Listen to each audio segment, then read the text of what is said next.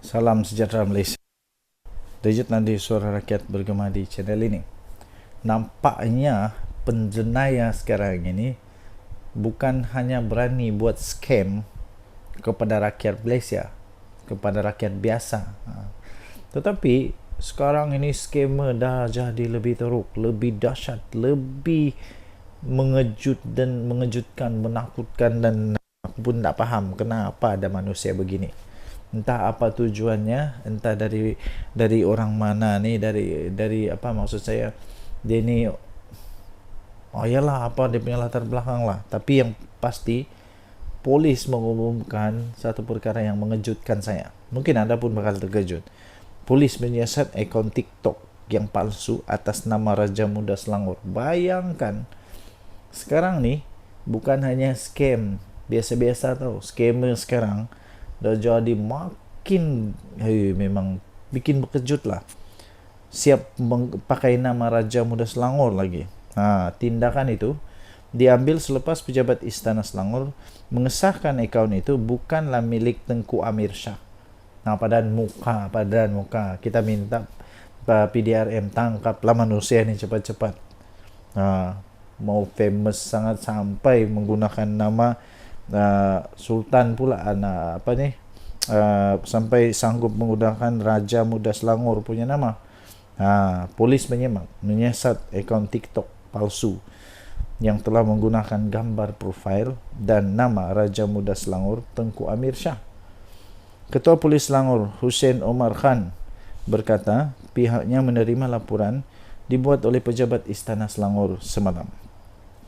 Satu laporan polis telah dibuat oleh pejabat Istana Selangor kerana mendapati akaun TikTok tersebut bukan milik Raja Muda Selangor dan telah disahkan palsu, katanya dalam kenyataan itu. Kes itu disiasat mengikut Seksyen 505(b) Kanun Keseksaan kerana sebaran berita palsu secara bertulis atau lisan dengan Seksyen 233 Akta Komunikasi dan Multimedia. Orang ramai yang mempunyai maklumat diminta untuk menghubungi Pegawai Penyiasat Kanan Jenayah Mad Anwar Mad Amilah di talian 0192255597 bagi membantu siasatan. Terbaik PDRM. Jangan saja lepas ni sekali pula kena tangkap, rupanya terlibat dengan politik. Sekali pula kena tangkap, rupanya dia ini orang politik kepada si Anu dan si Anu. Rupanya ini untuk macam-macam lah. Jadi tuan-tuan dan puan yang dihormati sekalian, kita rakyat di Malaysia, kita sudah diajar sejak dari bangku sekolah rendah tadika lagi untuk menghormati kedaulatan raja-raja kita, menghormati segala-gala yang perlu dihormati. Jadi jangan jadi cari masalah pula. Bagus-bagus tidak masalah, cari masalah. Kenapa suka sangat ada masalah? Saya pun heran tau. Saya pun heran ada masalah. Ada juga orang yang ada masalah mental begini sehingga sanggup untuk buat apa saja, untuk entah mau jadi famous kah apa kan. Tapi ini bagi saya ada satu yang sangat pelik, menghairankan. Sampai ada orang sanggup buat begitu juga. Apa pendapat anda? Sila tinggalkan komen. Denyut nadi suara rakyat bergema di channel ini. Jangan lupa tekan butang subscribe, like dan share. Bye-bye. Salam sejahtera Malaysia. Denyut nadi suara rakyat bergema di channel ini. Ramai yang bertanya-tanya kepada saya, apa seterusnya yang telah terjadi kepada kes-kes yang melibatkan orang-orang besar di dalam Bersatu yang berkaitan dengan banyak dana ketika Perikatan Nasional Memerintah Negara Malaysia. Dan akhirnya hari ini Adam Radlan memfailkan representasi tuduhan rasuah dan ubah wang haram. Peguam Rajan Navarantam memaklumkan hakim bagi Mahkamah Session representasi itu diserahkan kepada pejabat peguam negara pada 4 Julai yang lepas. Timbalan Ketua Bahagian Bersatu, timbalan Ketua Bahagian Bersatu untuk Segambut, iaitu Adam Radlan Adam Muhammad, telah mengemukakan satu representasi kepada Jabatan Peguam Negara berhubung dengan 12 pertuduhan rasuah dan pengubahan wang haram yang berkaitan dengan projek Jana Wibawa yang dihadapinya. Peguam iaitu Rajan Navaratnam yang mewakili Adam Radlan 43 tahun memaklumkan kepada Hakim Mahkamah Seksyen iaitu Suzana Husin bahawa representasi itu diserahkan kepada Pejabat Peguam Negara pada 4 Julai yang lepas. Tuan-tuan dan puan-puan yang dihormati sekalian, memang agak mengejutkan bila Ketua Bahagian Bersatu Segambut ini nampaknya telah pun dikenakan hukuman, dikenakan pertuduhan berhubung dengan 12 pertuduhan rasuah dan pengubahan wang haram berkaitan dengan projek Jana Wibawa. Ini pada ketika siapa memerintah? Ketika Muhyiddin Yassin jadi pemerintah. Okey. Tetapi walaupun begitu, ingat di Malaysia kita ada undang-undang. Seseorang belum lagi bersalah sehingga mahkamah mengatakan, undang-undang mengatakan dia bersalah. Jadi untuk kes ini dia belum bersalah, tetapi disahkan dia ada 12 pertuduhan rasuah dan pengubahan wang haram. Hebat betul pada ketika Muhyiddin jadi Perdana Menteri. Macam kita pernah ingat dulu, ada seorang juga yang macam begini juga. Pihak pendakwaan memerlukan masa sebulan untuk meneliti dan mengkaji representasi yang dikemukakan oleh anak guam kami. Oleh itu kami mohon penangguhan perbicaraan kes yang ditetapkan pada bulan ini, kata peguam itu. Beliau berkata demikian selepas saksi pendakwaan yang pertama selesai memberikan keterangan perbicaraan untuk kes Adam Radlan yang berdepan 5 pertuduhan rasuah dan 7 pertuduhan pengubahan wang haram. 5 rasuah dan 7 pertuduhan pengubahan wang haram. Timbalan Pendakwa Raya Farah Yasmin Saleh mengesahkan telah menerima representasi yang telah dihantar pihak pembelaan pada 5 Julai dan memerlukan masa sebulan untuk meneliti serta mengkaji representasi selain tidak membantah penangguhan perbicaraan kes. Suzana menetapkan pada 6 Ogos ini untuk keputusan representasi. Okey, tuan-tuan dan puan yang dihormati sekalian, apa yang bakal terjadi sekiranya beliau, orang besar Bersatu ini didapati bersalah? Pertama, dia boleh dikenakan dihukum di bawah Seksyen 24/1 Akta yang sama, iaitu Seksyen semua pertuduhan itu mengikut Seksyen 16/A Akta Suruhanjaya Pencegahan Rasuah Malaysia SPRM 2009. Jadi boleh dipenjara maksimum 20 tahun dan denda tidak kurang 5 kali ganda nilai sopan atau RM10,000 Malaysia, mana-mana yang lebih tinggi. Kita tunggu siang keputusannya nanti. Denyut Nadi Suara Rakyat bergema di channel ini. Jangan lupa tekan butang subscribe, like dan share. Malaysia kita punya. Cinta Malaysia ku, kita jaga kita. Bye-bye. Salam sejahtera Malaysia. Denyut Nadi Suara Rakyat bergema di channel ini. Kekalahan di Sungai Bakap menyebabkan banyak orang berpendapat. Salah satunya ada satu artikel yang saya baca, sokongan kepada kerajaan akan boleh akan berlaku terus merundum kerana keputusan-keputusan yang diambil oleh kerajaan yang tak populis. Yang tak populis ini maksudnya ialah seperti menaikkan mewujudkan dasar minyak bersubsidi untuk diesel yang baru diumumkan. Lepas itu tentang cukai dan sebagainya. Itu yang tidak populis. Jadi pada pendapat anda, terutamanya yang penyokong-penyokong PHBN, memang benarkah keadaan ini berlaku dan patutkah, perlukah untuk Datuk Seri Anwar Ibrahim, Perdana Menteri Malaysia, untuk mengumumkan, menarik semula dasar yang tidak populis ini, keputusan-keputusan yang tidak populis, tidak popular, tidak disukai oleh rakyat ini. Sebenarnya pada pendapat saya, bukan semua rakyat terkesan. yang terkesan itu adalah orang-orang yang kaya saja. Sebab untuk orang-orang yang tidak kaya, kita tetap akan mendapat subsidi daripada kerajaan, iaitu dengan bantuan daripada kerajaan untuk mengimbangi kenaikan harga itu. Adakah kerajaan perlu untuk membatalkan semua itu? Pada pendapat saya, tidak perlu. Tidak perlu, kerana akhirnya satu hari nanti, 10-15 tahun akan datang, semua orang akan mendapati bahawa keputusan Datuk Seri Anwar Ibrahim ini adalah keputusan yang menyelamatkan negara Malaysia, yang dapat menyelamatkan negara Malaysia, dan bukan hanya untuk menjaga pungkok, menjaga buntut supaya terus dapat duduk di kerusi empuk Perdana Menteri,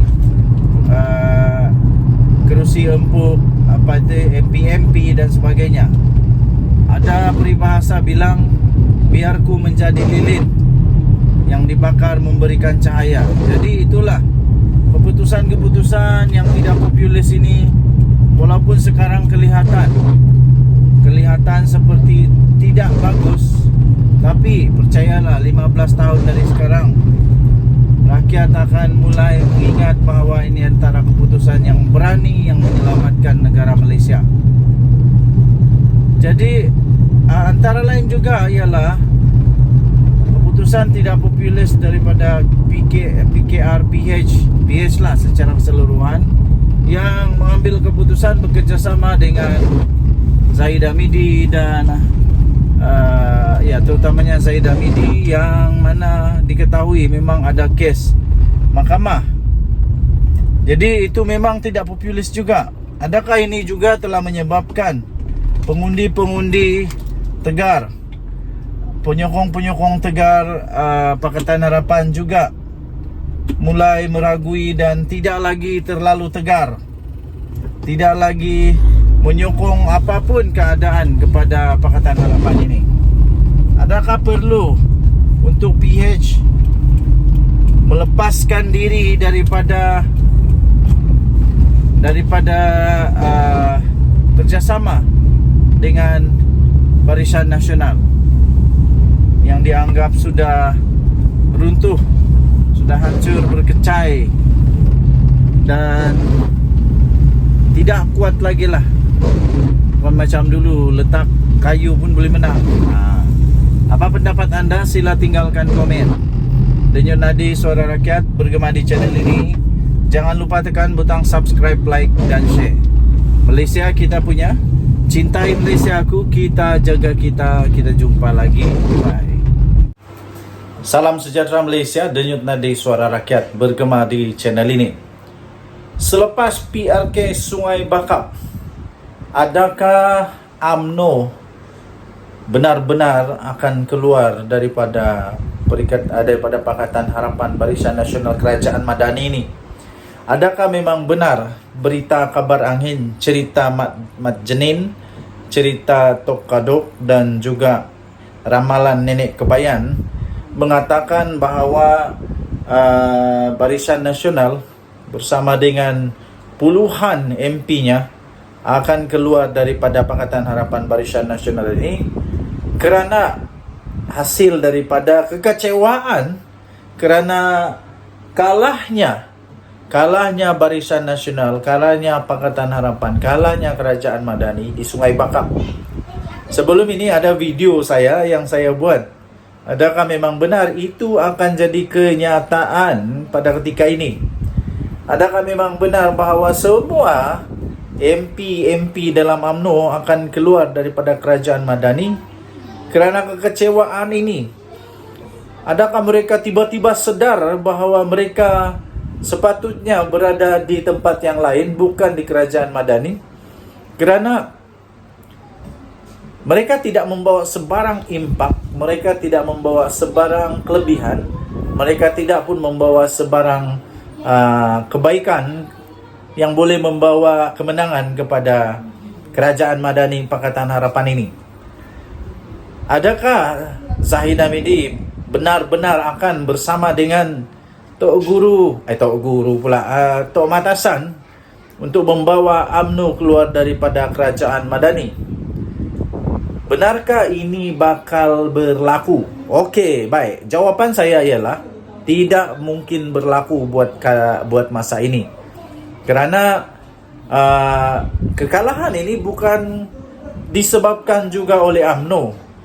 Tidak ada disebabkan oleh UMNO, walaupun kemungkinan besar pengundi-pengundi tradisi UMNO, pengundi-pengundi tradisi UMNO yang dulu tidak mengundi Pakatan Harapan, tetapi sama ada mereka tidak keluar mengundi ataupun mengundi Perikatan Nasional seperti yang berlaku pada PRU yang lalu. Seterusnya ialah kekalahan ini haruslah dikongsi bersama. Maksudnya tidaklah boleh dikatakan ini adalah punca utama adalah kerana ada UMNO di dalam kerajaan.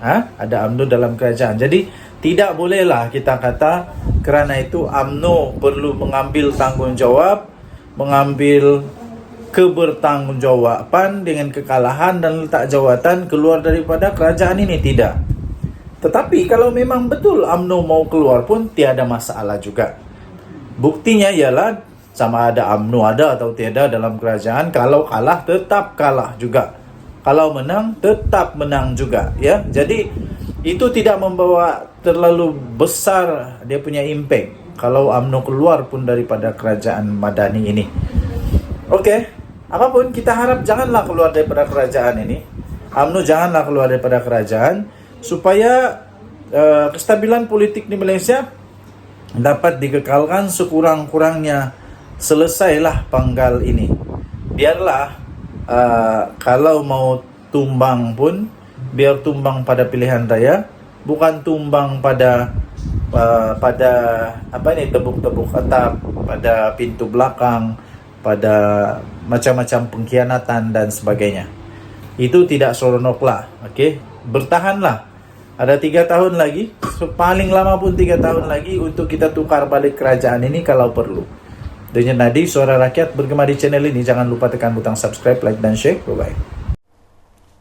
Salam sejahtera Malaysia. Denyut Nadi, Suara Rakyat bergema di channel ini.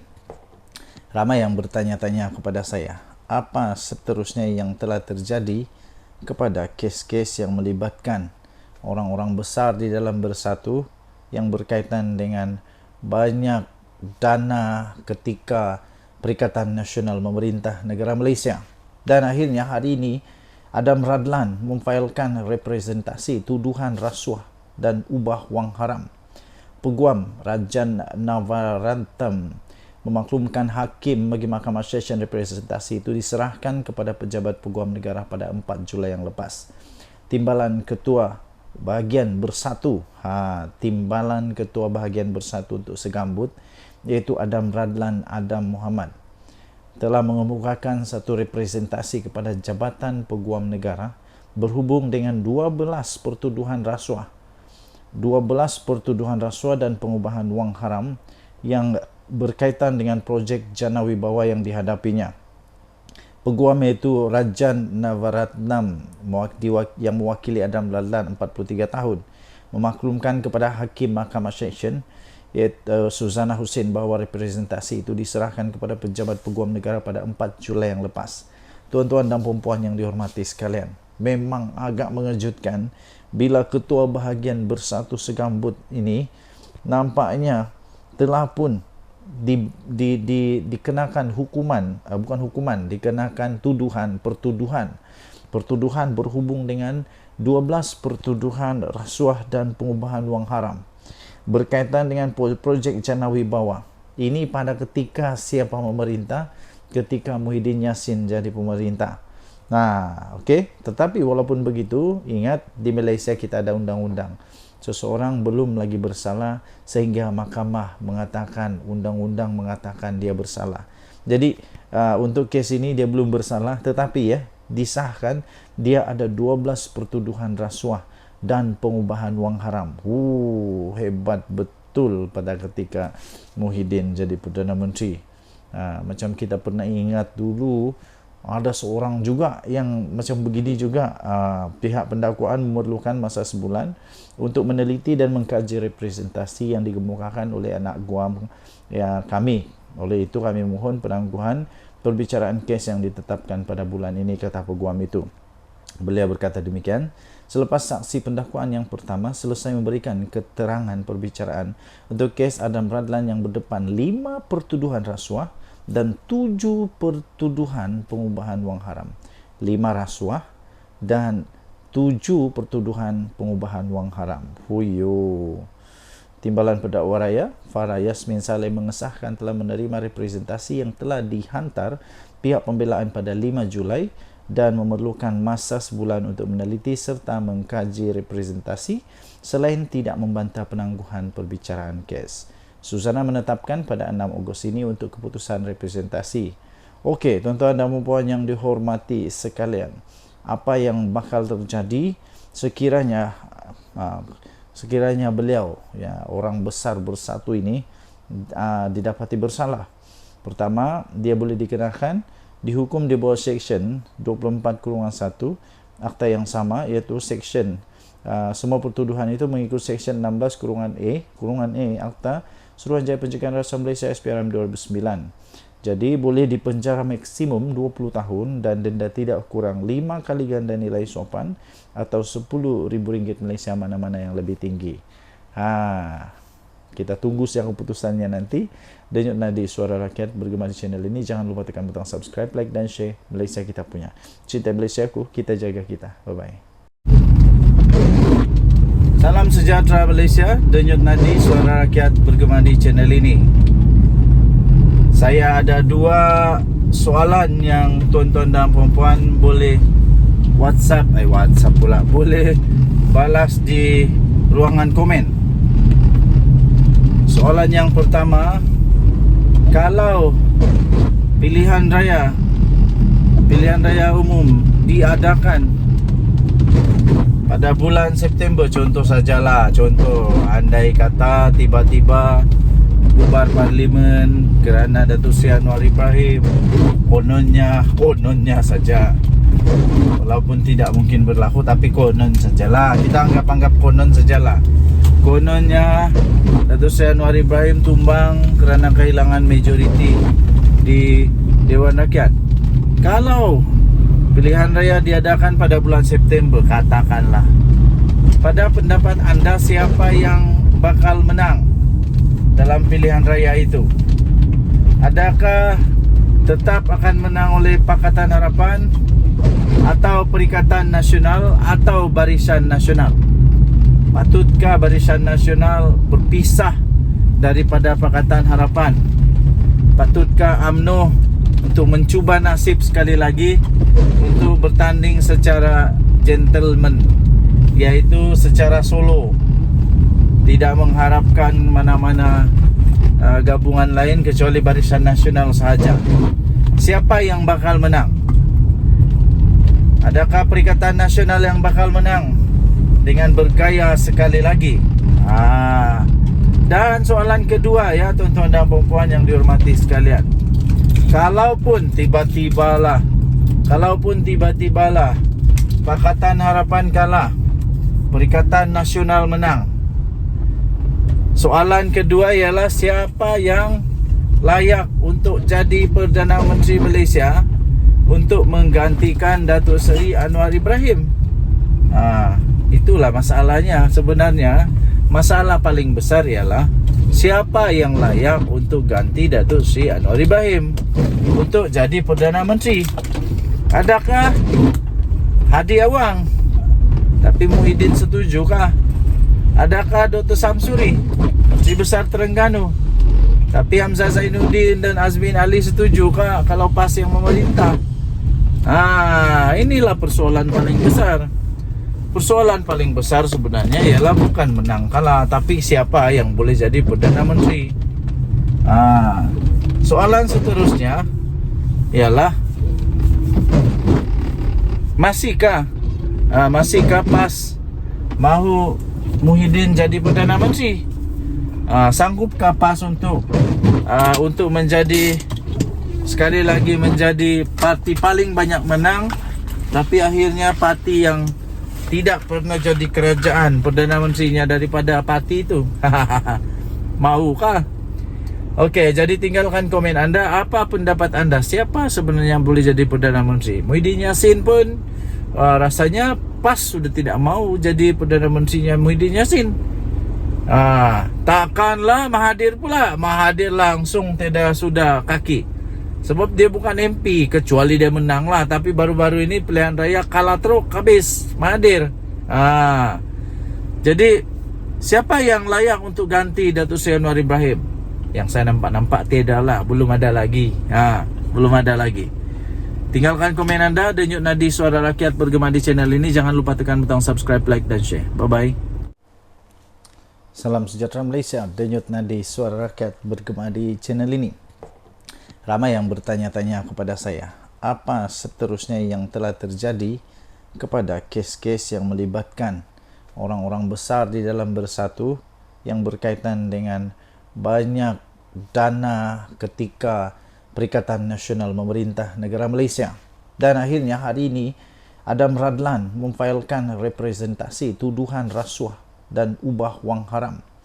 Peguam Rajan Navaratnam memaklumkan hakim bagi Mahkamah Session representasi itu diserahkan kepada pejabat peguam negara pada 4 Julai yang lepas.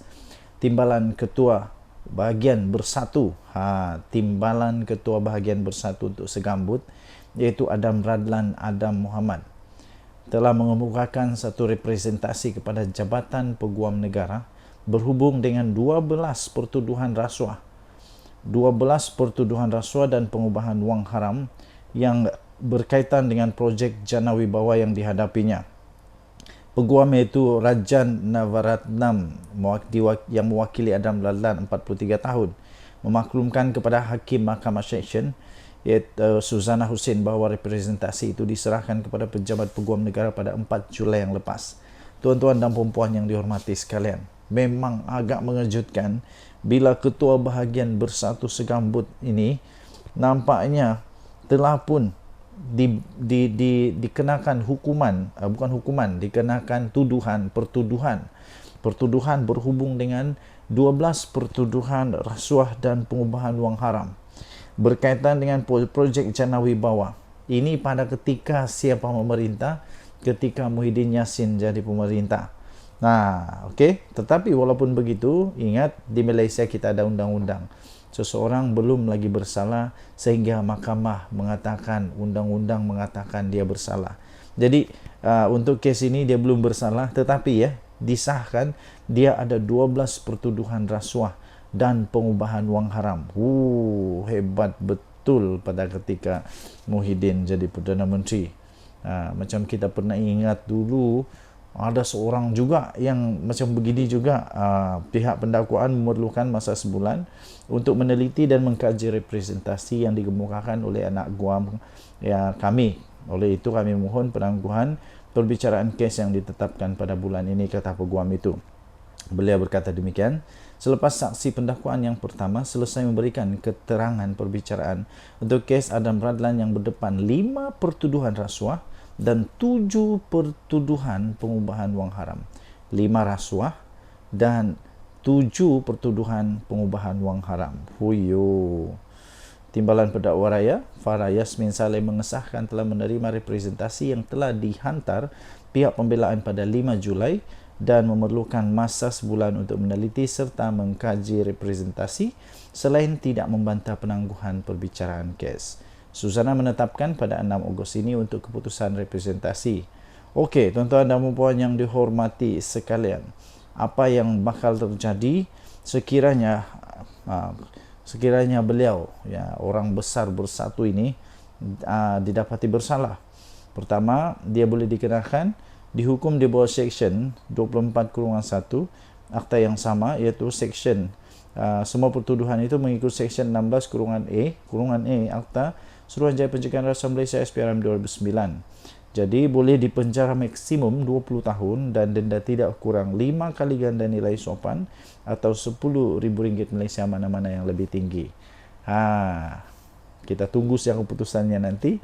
Denyut Nadi Suara Rakyat bergema di channel ini. Jangan lupa tekan butang subscribe, like dan share. Malaysia kita punya. Cinta Malaysia aku, kita jaga kita. Bye bye.